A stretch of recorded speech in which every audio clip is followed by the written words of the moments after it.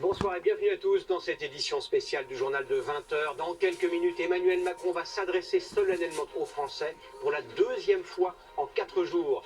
Face à cette crise sanitaire sans précédent depuis des décennies, il pourrait annoncer des mesures de confinement beaucoup plus radicales, des restrictions sur les transports et un report du second tour des élections municipales.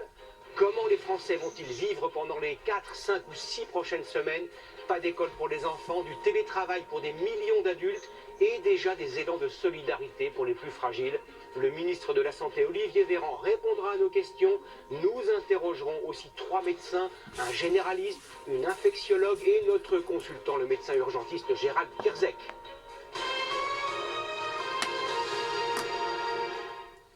Il était 17h14 cet après-midi lorsque l'Organisation mondiale de la santé a évoqué pour la toute première fois une crise sanitaire mondiale majeure de notre époque. En d'autres termes, jamais depuis plusieurs générations, nous n'avons été confrontés à une pandémie aussi virulente. Les moyens de la stopper sont simples et peu coûteux. Il suffit de rester confiné et d'attendre. Chose vue ce 16 mars par Frédéric Agnès. Ce lundi était un jour d'exode.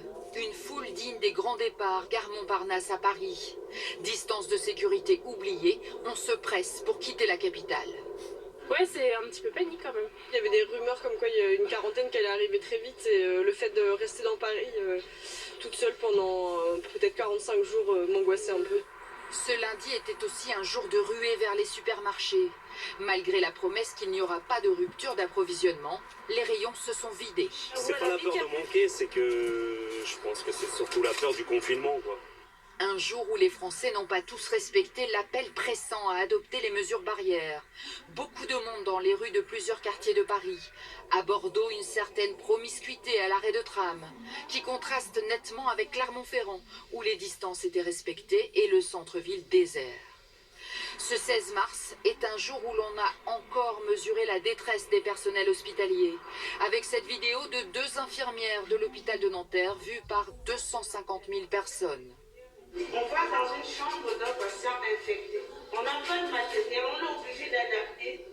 Regardez comment nous sommes habillés. Est-ce que ça nous protège?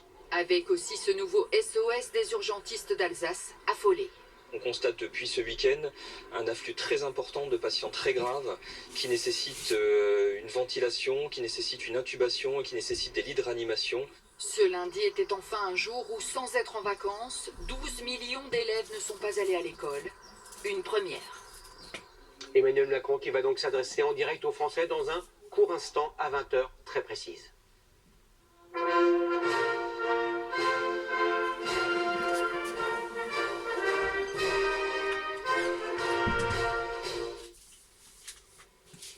Discours de Macron. Français, mes chers compatriotes, jeudi soir, je me suis adressé à vous pour évoquer la crise sanitaire que traverse notre pays.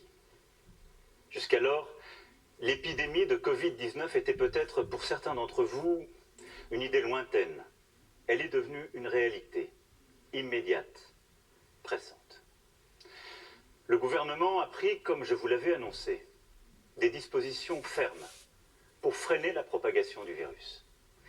Les crèches, les écoles, les collèges, les lycées, les universités sont fermés depuis ce jour. Samedi soir, les restaurants, les bars, tous les commerces non essentiels à la vie de la nation ont également clos leurs portes. Les rassemblements de plus de 100 personnes ont été interdits. Jamais la France n'avait dû prendre de telles décisions, évidemment exceptionnelles, évidemment temporaires, en temps de paix. Elles ont été prises avec ordre, préparation, sur la base de recommandations scientifiques avec un seul objectif: nous protéger face à la propagation du virus. Dans la journée de jeudi, un consensus scientifique et politique s'est formé pour maintenir le premier tour des élections municipales. Et j'ai pris avec le Premier ministre la décision de maintenir le scrutin. Hier, dimanche, les opérations de vote ont donc pu se tenir. Je veux ce soir remercier les services de l'État, les maires, l'ensemble des services, des mairies, tous ceux qui ont tenu les bureaux de vote et qui ont donc permis l'organisation de ce scrutin. Je veux aussi saluer chaleureusement les Françaises et les Français qui, malgré le contexte, se sont rendus aux urnes, dans le strict respect des consignes sanitaires, des gestes barrières contre le virus. Je veux aussi ce soir adresser mes félicitations républicaines aux candidats élus au premier tour. Environ 30 000 communes sur 35 000 ont après ce premier tour un conseil municipal. Mais dans le même temps, alors même que les personnels soignants des services de réanimation alertaient sur la gravité de la situation, nous avons aussi vu du monde se rassembler dans les parcs, des marchés bondés, des restaurants, des bars qui n'ont pas respecté la consigne de fermeture. Comme si au fond la vie n'avait pas changé. À tous ceux qui, adoptant ces comportements, ont bravé les consignes, je veux dire ce soir très clairement, non seulement vous ne vous protégez pas, vous, et l'évolution récente a montré que personne n'est invulnérable, y compris les plus jeunes, mais vous ne protégez pas les autres. Même si vous ne présentez aucun symptôme, vous pouvez transmettre le virus. Même si vous ne présentez aucun symptôme, vous risquez de contaminer vos amis, vos parents, vos grands-parents, de mettre en danger la santé de ceux qui vous sont chers. Dans le Grand Est, dans les Hauts-de-France, en Île-de-France, nos soignants se battent pour sauver des vies, avec dévouement, avec force. Au moment où la situation sanitaire se dégrade fortement, où la pression sur nos hôpitaux et nos soignants s'accentue, tout notre engagement, toute notre énergie, toute notre force doivent se concentrer sur un seul objectif: ralentir la progression du virus. Je vous le redis avec force ce soir. Respectons les gestes barrières, les consignes sanitaires. C'est le seul moyen de protéger les personnes vulnérables, d'avoir moins de concitoyens infectés et ainsi de réduire la pression sur les services de réanimation pour qu'ils puissent mieux accueillir, mieux soigner. Sans signes graves, contactons notre médecin traitant, n'appelons le SAMU et ne nous rendons à l'hôpital qu'en cas de forte fièvre, de difficultés à respirer, sans quoi ils ne pourront faire face à la vague de cas graves qui déjà se profile dans certaines régions. Faisons preuve, au fond, d'esprit solidaire et de sens des responsabilités. Chacun d'entre nous doit à tout prix limiter le nombre de personnes avec qui il est en contact chaque jour. Les scientifiques le disent, c'est la priorité absolue. C'est pourquoi, après avoir consulté, écouté les experts, le terrain, et en conscience, j'ai décidé de renforcer encore les mesures pour réduire nos déplacements et nos contacts au strict nécessaire. Dès demain, midi, et pour 15 jours au moins, nos déplacements seront très fortement réduits. Cela signifie que les regroupements extérieurs, les réunions familiales ou amicales ne seront plus permises. Se promener, retrouver ses amis dans le parc, dans la rue, ne sera plus possible. Il s'agit de limiter au maximum ces contacts au-delà du foyer. Partout sur le territoire français, en métropole comme outre-mer, seuls doivent demeurer les trajets nécessaires. Nécessaires pour aller faire ses courses, avec de la discipline, et en mettant les distances d'au moins 1 mètre, en ne serrant pas la main, en n'embrassant pas. Les trajets nécessaires pour se soigner, évidemment. Les trajets nécessaires pour aller travailler quand le travail à distance n'est pas possible. Et les trajets nécessaires pour faire un peu d'activité physique, mais sans retrouver, là encore, des amis ou des proches. Toutes les entreprises doivent s'organiser pour faciliter le travail à distance. Et quand cela ne sera pas possible, elles devront adapter dès demain leur organisation pour faire respecter ces gestes barrières contre le virus, c'est-à-dire protéger leurs salariés ou, quand il s'agit d'indépendants, se protéger eux-mêmes. Le gouvernement précisera les modalités de ces nouvelles règles dès ce soir, dès après mon allocution. Toute infraction à ces règles sera sanctionnée. Je vous le dis avec beaucoup de solennité ce soir. Écoutons les soignants qui nous disent, si vous voulez nous aider, il faut rester chez vous et limiter les contacts. C'est le plus important. Évidemment, ce soir, je pose des règles nouvelles. Nous posons des interdits, il y aura des contrôles. Mais la meilleure règle, c'est celle qu'en tant que citoyen, vous vous appliquez à vous-même. Et une fois encore, j'en appelle à votre sens des responsabilités et de la solidarité. Dans ce contexte, après avoir consulté le président du Sénat, le président de l'Assemblée nationale, mais également mes prédécesseurs, j'ai décidé que le second tour des élections municipales serait reporté. Le Premier ministre en a informé aujourd'hui même les chefs de parti représentés au Parlement. Cette décision a fait l'objet d'un accord unanime. Mes chers compatriotes, je mesure l'impact de toutes ces décisions sur vos vies. Renoncer à voir ses proches, c'est un déchirement. Stopper ses activités quotidiennes, ses habitudes, c'est très difficile. Cela ne doit pas nous empêcher de garder le lien, d'appeler nos proches, de donner des nouvelles, d'organiser aussi les choses avec nos voisins, d'inventer de nouvelles solidarités entre générations, de rester, comme je vous l'ai dit jeudi dernier, profondément solidaires et d'innover là aussi sur ce point. Je sais que je vous demande de rester chez vous. Je vous demande aussi de garder le calme dans ce contexte. J'ai vu ces dernières heures des phénomènes de panique en tous sens. Nous devons tous avoir l'esprit de responsabilité. Il ne faut pas que les fausses informations circulent à tout va. Et en restant chez vous, occupez-vous des proches qui sont dans votre appartement, votre maison. Donnez des nouvelles, prenez des nouvelles. Lisez, retrouvez aussi ce sens de l'essentiel. Je pense que c'est important dans les moments que nous vivons. La culture, l'éducation, le sens des choses est important. Et éviter l'esprit de panique, de croire dans toutes les fausses rumeurs, les demi-experts ou les faux sachants. La parole est claire, l'information est transparente et nous continuerons de la donner. Mais croyez-moi, cet effort que je vous demande, je sais qu'il est inédit, mais les circonstances nous y obligent. Nous sommes en guerre sanitaire certes.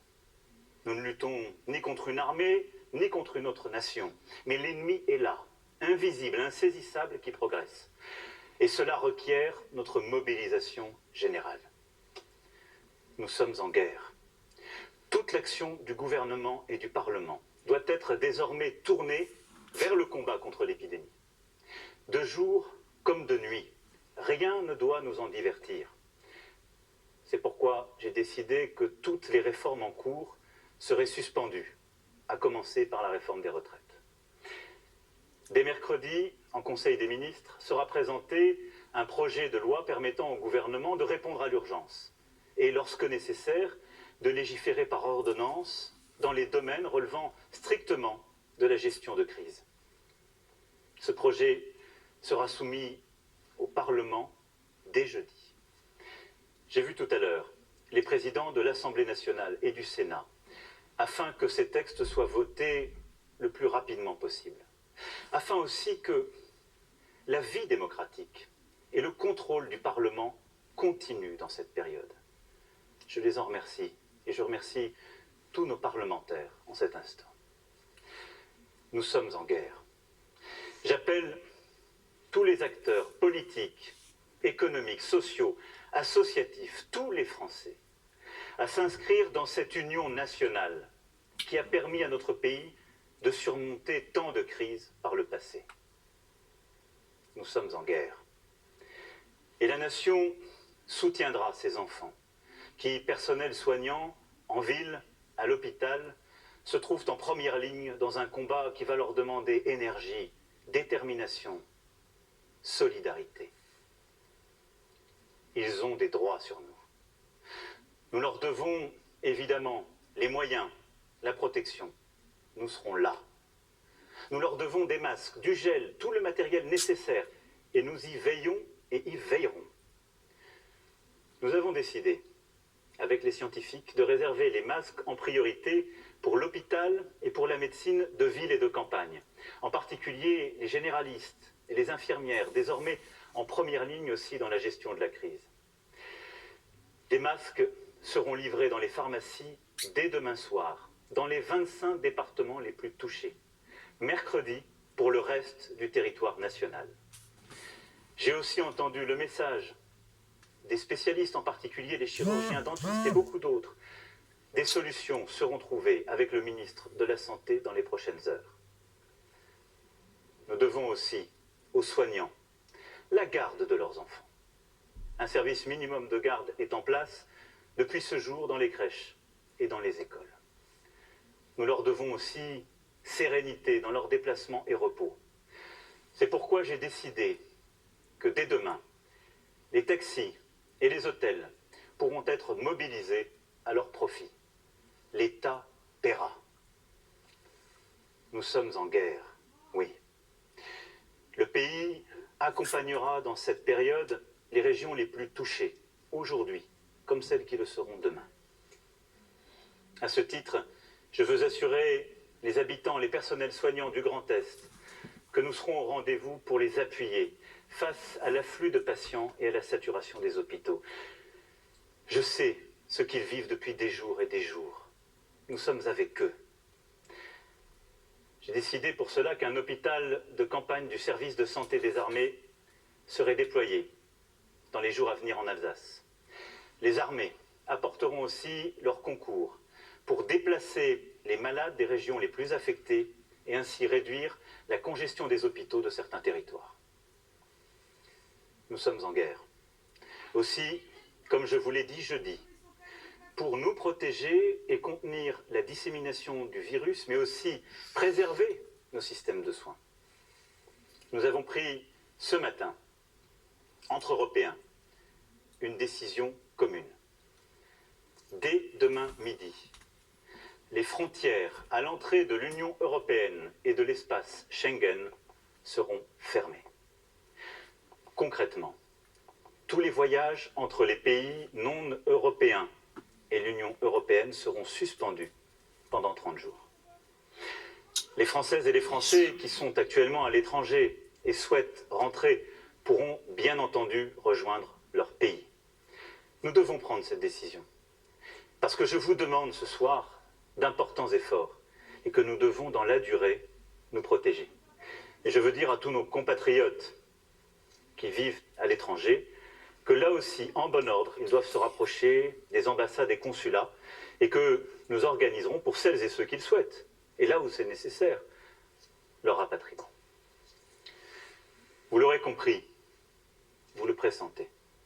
Cette crise sanitaire sans précédent aura des conséquences humaines, sociales, économiques majeures. C'est aussi ce défi que nous devons mener. Je vous demande des sacrifices pour ralentir l'épidémie. Jamais ils ne doivent mettre en cause l'aide aux plus fragiles, la pérennité d'une entreprise, les moyens de subsistance des salariés comme des indépendants. Pour les plus précaires, pour les plus démunis, pour les personnes isolées, nous ferons en sorte, avec les grandes associations, avec aussi les collectivités locales et leurs services, qu'ils puissent être nourris, protégés, que les services que nous leur devons soient assurés. Pour la vie économique, pour ce qui concerne la France, aucune entreprise, quelle que soit sa taille, ne sera livrée au risque de faillite. Aucune Française, aucun Français ne sera laissé sans ressources. S'agissant des entreprises, nous mettons en place un dispositif exceptionnel de report de charges fiscales et sociales, de soutien au report d'échéances bancaires et de garantie de l'État à hauteur de 300 milliards d'euros pour tous les prêts bancaires contractés auprès des banques. Pour les plus petites d'entre elles, et tant que la situation durera, celles qui font face à des difficultés n'auront rien à débourser, ni pour les impôts, ni pour les cotisations sociales. Les factures d'eau, de gaz ou d'électricité, ainsi que les loyers, devront être suspendus.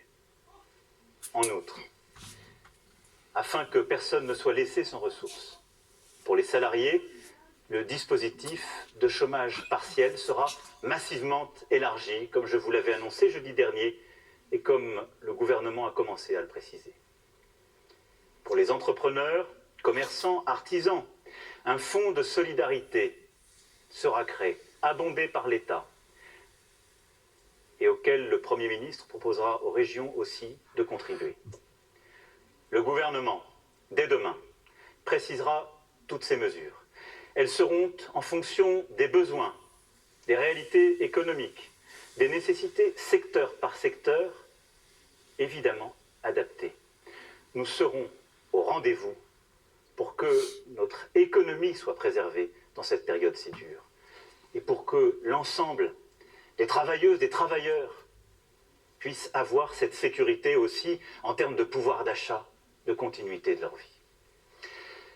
Mes chers compatriotes, la France vit un moment très difficile.